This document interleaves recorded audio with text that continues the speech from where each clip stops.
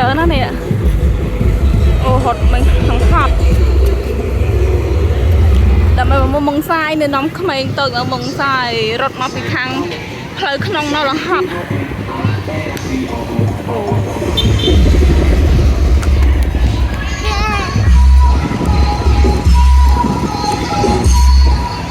chờ nó lại uống nè ấn tốt dẹp không à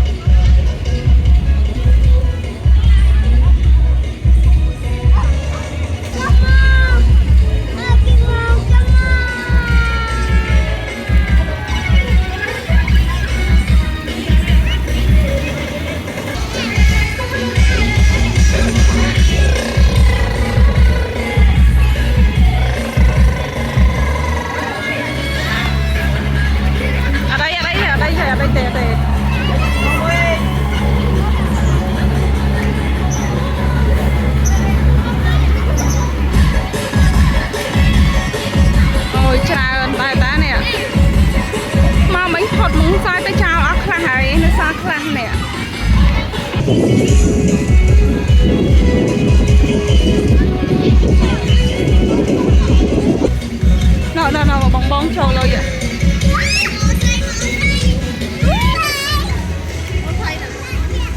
bạn ấy tao hay cầm hốt đó cầm rớt á tao hay ta